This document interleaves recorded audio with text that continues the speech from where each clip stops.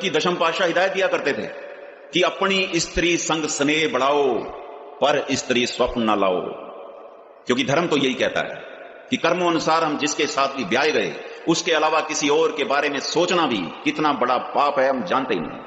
वो इसलिए क्योंकि आपने कहा उन्मत काम महा बिख भूले पाप पुण्य न पछाणिया, क्योंकि काम का ऐसा नशा चढ़ गया अब इसे पाप पुण्य आचार विचार की कोई खबर ही नहीं रही।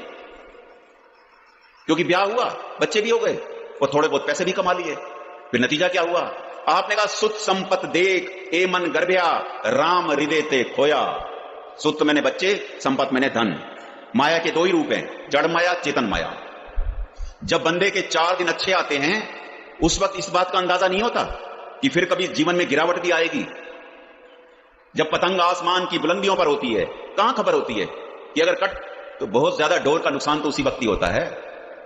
इसी तरह जो लोग कामयाब हैं वो मगरूर हैं अपनी अकल पर, वो अपने अहंकार में होते हैं। उनको लगता है कि अब गुरु की क्या जरूरत है, सत्संग जाने की क्या जरूरत है, बच्चे जवान हो गए, घर में 4 पैसे आ गए, सुख सुविधाओं के साधन बन गए।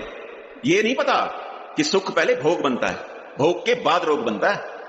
अगर परमात्मा ही भुला दिया ये सुख भोग को जन्म देगा और ये पक्का भोगी बनेगा। क्योंकि जब परमात्मा को ही हृदय से निकाल दिया तो ऐसे बंदे की अवस्था क्या हो जाती है? पंचम पातशाह ने कहा संपत डोल झोल संग झूलत माया मगन भरमत घुगना। जब बंदा माया की पींग पर बैठकर झूले लेता है, पींग का एक नियम है, आजकल तीज का त्योहार आसपास ही है, शायद गांवों के अंदर झूले लगाए जाते हैं पेड़ों पर।